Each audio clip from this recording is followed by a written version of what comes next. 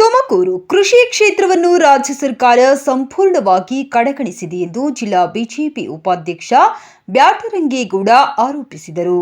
ಅವರು ನಗರದ ಜಿಲ್ಲಾ ಬಿಜೆಪಿ ಚುನಾವಣಾ ಕಚೇರಿಯಲ್ಲಿ ಆಯೋಜಿಸಲಾಗಿದ್ದ ಪತ್ರಿಕಾಗೋಷ್ಠಿಯನ್ನುದ್ದೇಶಿಸಿ ಮಾತನಾಡಿ, ರಾಜ್ಯದಲ್ಲಿ ಬರ ತಾಂಡವವಾಡುತ್ತಿದ್ದು ಕೃಷಿಕರು ಕೈಕಟ್ಟಿ ಕುಳಿತಿದ್ದಾರೆ.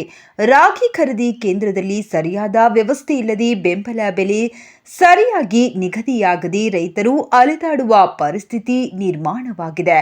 ಕೃಷಿ ಚಟುವಟಿಕೆಗೆ ಸರಿಯಾದ ಗಮನ ಕೊಡದ ರಾಜ್ಯ ಸರ್ಕಾರ ಕೇವಲ ಕೇಂದ್ರ ಸರ್ಕಾರವನ್ನು ದೂಷಿಸುತ್ತಾ ಕಾಲಹರಣ ಮಾಡುತ್ತಿದೆ ಎಂದರು. ರಾಜ್ಯ ಬಿಜೆಪಿ ರೈತ ಮೋರ್ಚಾದ ಮಾಜಿ ಪ್ರಧಾನ ಕಾರ್ಯದರ್ಶಿ ಶಿವಪ್ರಸಾದ್ ಮಾತನಾಡಿ, ರೈತರು ಬೆಳೆಯುವ ಬೆಳೆಗೆ ಸೂಕ್ತ ಬೆಂಬಲ ಬೆಲೆ ಇಲ್ಲ, ಜಾನುವಾರುಗಳಿಗೆ ಮೇವು ಇಲ್ಲ, ರೈತರು ಆತ್ಮಹತ್ಯೆ ಮಾಡಿಕೊಳ್ಳುವ ಪರಿಸ್ಥಿತಿ ರಾಜ್ಯದಲ್ಲಿ ಎದುರಾಗಿದೆ. ಜನಸಾಮಾನ್ಯರಿಗೆ ಕುಡಿಯಲು ನೀರು ಇಲ್ಲ, ಹೊಸ ಬೋರ್ವೆಲ್ ಕೊರೆಯಲು ಅವಕಾಶ ಇಲ್ಲ. ಈ ರೀತಿಯಾದ ಸಂಕಷ್ಟದ ಸುಳಿಯಲ್ಲಿ ರಾಜ್ಯ ಸಿಲುಕಿದೆ. ಈ ಸಮಸ್ಯೆಗಳನ್ನು ನಿಭಾಯಿಸುವ ಬದಲು ಮೋದಿಯವರನ್ನ ಟೀಕಿಸುತ್ತಾ ಕಾಲಹರಣ ಮಾಡುವುದು ಎಷ್ಟು ಸರಿ ಎಂದು ಆಕ್ರೋಶ ವ್ಯಕ್ತಪಡಿಸಿದರು.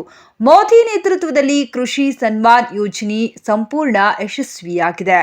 ಆದರೂ ಕಾಂಗ್ರೆಸ್ಸಿಗರು ಕೇಂದ್ರ ಸರ್ಕಾರ ಕೃಷಿಯನ್ನು ನಿರ್ಲಕ್ಷಿಸಿದೆ ಎಂದು ಹೇಳುತ್ತಿದ್ದು, ಈ ಮಾತನ್ನು ಹೇಳಲು ಅವರಿಗೆ ನೈತಿಕತೆ ಇದೆಯೇ ಎಂದು ಪ್ರಶ್ನಿಸಿದರು. ಅವರು ಯಾರೋ ಅವರ ಪರ್ಸನಲ್ ಅವ್ರ ನಂಬರ್ ಇಂದ ಮಾಡಿಲ್ಲ. ನಮ್ಮ ಫೋನ್ ತಗೊಂಡವನಿಗೂ ಅದು ಯಡಿಯೂರಪ್ಪ ನಂಬರ್ ಗೊತ್ತಾಗಿಲ್ಲ. ಮೀಟಿಂಗ್ ಅಲ್ಲಿದ್ದೆ, ಅವ್ನು ಏನ್ ಹೇಳಿನೋ ಗೊತ್ತಿಲ್ಲ.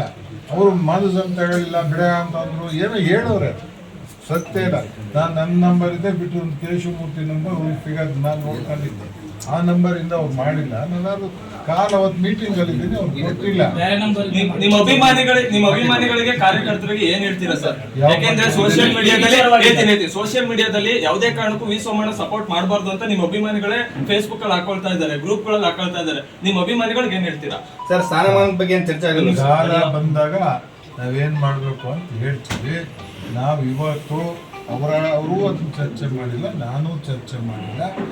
ವೋಟ್ ಹಾಕೋದ್ರ ಬಗ್ಗೆ, ಪಾರ್ಲಿಮೆಂಟ್ ಚುನಾವಣೆ ಬಗ್ಗೆ ನಾವು ಚರ್ಚೆ ಮಾಡಿಲ್ಲ. ಅಷ್ಟನ್ನು ಹೇಳಲಿಕ್ಕೆ ಇಷ್ಟಪಡ್ತೀನಿ. ಅವರು ಮುಕ್ತವಾಗಿ ಮಾತಾಡೋರೆ, ಇಲ್ಲಪ್ಪ ಬಿಡೋದು ಬೇಡ, ಜೊತೆಲಿ ಬಂದಿದ್ದೀಯಾ, ಅವತ್ತು ನನಗೆ ಕಷ್ಟ ಆಗಿದ್ದ ಕಾಲದಲ್ಲಿದ್ದೆ, ನಾನು ಪಕ್ಷದಿಂದ ಆಚೆ ನಾನು ಕೇಳಿದೆ ಅವತ್ತು ಇದ್ನಲ್ಲ ಸರ್ ಅಂತ. ಹೌದಪ್ಪ, ಅದಕ್ಕೆ ನಾನು ಬಂದಿರೋದು. ಈಗ ಯಾಕೆ ಹಿಂಗೆ ನಾವಿಬ್ರು ಬೇರೆ ಬೇರೆ ಆಗಬೇಕು ಬೇಡ ಅಂದರು. ನಾನು ಹೇಳಲಿಲ್ಲ, ಬಿಟ್ಬಿಡಿ ಸರ್, ನಾನು ಕಾಂಗ್ರೆಸ್ ಹೋಗ್ಬೇಕು ಅಂತಿದ್ದೀನಿ, ಯಾಕೆ ನನಗೆ ಹಿಂಗೆ ಗೆರೆ ಆಗ್ತಿದ್ದೀರ ಅಂತ. ಬೇಡ ಅಂತ ಅವ್ರನ್ನ ಚರ್ಚೆ ನಡೀತಾ ಇದೆ. ಅಲ್ಲ ಸರ್, ಸಪೋರ್ಟ್ ಮಾಡಬೇಕು. ಇವತ್ತಿನ ಸ್ಥಿತಿನಲ್ಲಿ ನಾವು ಚರ್ಚೆಗೆ ತಯಾರಾಗಿಲ್ಲ, ಸ್ಪಷ್ಟವಾಗಿ ಹೇಳ್ತಾ ಇದ್ದೀನಿ. ಅವ್ರಿಗೂ ನನ್ನ ಮನಸ್ಥಿತಿ ಗೊತ್ತು.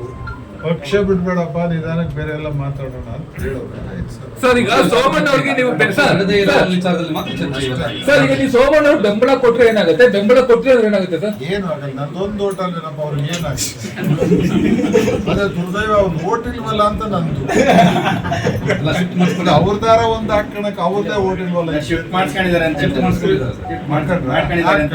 ನಂದು ಒಂದು ಓಟಾಗೆ 14,40,000 ಜನದ ಓಟ್ ಇರುವಾಗ ನಂದು ಯಾವ ಲೆಕ್ಕ? ಮಾತು ಕೇಳಲ್ಲ ಅಂತ ಅವ್ರ ಹೆಂಗಸ್ರೆ ಅವ್ರ ಮಾತು ಕೇಳಲ್ಲ ಅಂತ ಅವರೇ ಹೇಳೋದು. ಬೆಂಬಲ ಕೊಟ್ರೆ ಒಂದು ಓಟ್ ಜಾಸ್ತಿ ಆಗುತ್ತೆ ಅಂತ ಇರ್ಬೋದು ಅಷ್ಟೇ, ಒಂದು ಓಟ್ ಜಾಸ್ತಿ. ಸರ್, ಇನ್ನು ಯಾಕೋ ನಿಮ್ಮ ಕೋಪ ಕಡಿಮೆ ಆಗಿದೆ?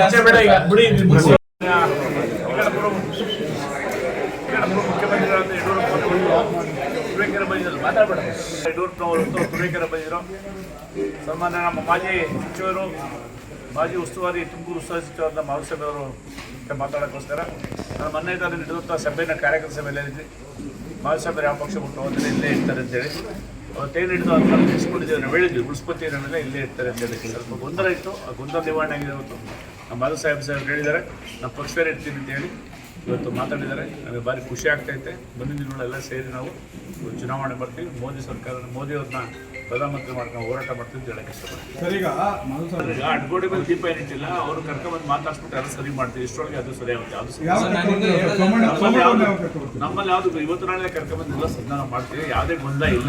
ಅವರಿಗೆ ಸ್ಥಾನಮಾನ, ಸೂಕ್ತ ಸ್ಥಾನಮಾನ ಸಿಗ್ತೈತೆ ಅಂತ ಹೇಳಿದ್ರಿ. ಹೌದು, ಮುಂದಿನ ಸ್ಥಾನಮಾನ ಸಿಕ್ಕೇ ಸಿಗ್ತದೆ. ಸರ್ಕಾರ ಬರ್ತದೆ, ಮುಂದೊಂದು ಇದಾದಾಗ ಅವರೇ ಈಗ ರಾಜ್ಯದಲ್ಲಿ 3ನೇ ಸ್ಥಾನದಲ್ಲಿ ಇರ್ತಕ್ಕಂಥವ್ರು. ಅದು ಇದ್ರೊಳಗಡೆ ಅವರೇ ಈಗ ಲೀಡರ್ಶಿಪ್ ಅಲ್ಲಿ 4ನೇ ಸ್ಥಾನದಲ್ಲಿ ಇರ್ತಾರೆ ರಾಜ್ಯದಲ್ಲಿ ಅವರೇ ಮುಂದಿನ ಸ್ಥಾನಮಾನ ಸಿಗುತ್ತೆ ಅವ್ರಿಗೆ. ರಾಜ್ಯ ಮಟ್ಟದ ರಾಷ್ಟ್ರ ಮಟ್ಟದ ರಾಜ್ಯ ಮಟ್ಟದ ಸರಿ, ರಾಷ್ಟ್ರ ಮಟ್ಟದ ಸರಿ. ಸಭೆಯಲ್ಲಿ ಏನು ಮಾತುಕತೆ ಆಗ್ತದೆ? ಸಭೆಯಲ್ಲಿ ಏನೋ ಮಾತುಕತೆ ಇಲ್ಲ. ಏನೋ ಟಿಕೆಟ್ ಸಿಗ್ತಾ ಅಂತ ಸ್ವಲ್ಪ ಗೊಂದಲ ಇತ್ತು. ಅದಕ್ಕೆ ಯಡಿಯೂರಪ್ಪ ಹೇಳು ಆಯ್ತು, ನನಗೆ ತಪ್ಪಾಗಿದೆ, ನಿಮ್ಮೇಲೆ ಆ ಥರ ಆಗಲ್ಲ, ನಿಮ್ಮೇಲೆ ನಿನ್ಗೆಲ್ಲ ಒಂದು ಇದಾಗುತ್ತೆ, ನೀನು ನಿದ್ದೆ ಇರಬೇಕು ಅಂತಿದ್ದೆ. ನೀನು ಇರುತ್ತೆ, ನಾವು ಪಕ್ಷ ನಾವು ಇದ್ದೀವಿ, ಎಲ್ಲ ಇದ್ದೀವಿ, ಪಕ್ಷ ಉಳಿಸಿದ್ವಿ, ಎಲ್ಲ ಮಾಡಿದ್ವಿ, ಸರ್ಕಾರ ಬರೋಕ್ಕೆಲ್ಲ ಪ್ರಯತ್ನ ಪಟ್ಟಿದ್ದೀನಿ. ಅದಕ್ಕೋಸ್ಕರ ಮುಂದೆ ನಿನ್ನ ಸಹಕಾರ ಬೇಕು. ಇವತ್ತು ನಿನ್ನ ಜವಾಬ್ದಾರಿ ಕೊಟ್ಟಿದ್ದು, ತುಮಕೂರು ಜಿಲ್ಲೆ ಜವಾಬ್ದಾರಿ ಕೊಟ್ಟಿದ್ದೀವಿ. ನೀವು ಗೆಲ್ಸ್ಕೊಂಡ್ಬರ್ಬೇಕು, ಒಂದು ಸೀಟ್ ಭಾರತೀಯ ಜನತಾ ಪಾರ್ಟಿ ಸಂಸದರು ಮಾಡಬೇಕು ಅಂತ ಹೇಳೋದಿದ್ದಾರೆ. ಪಕ್ಷದಲ್ಲಿ ಇದ್ದೀನಿ ಬರಲೇಬೇಕಲ್ಲ ಸರ್, ಅಷ್ಟು ದೊಡ್ಡ ರಾಜಸ್ಥಾನದಲ್ಲಿ ಇರ್ತಕ್ಕಂಥ ಬರಲೇಬೇಕಲ್ವ.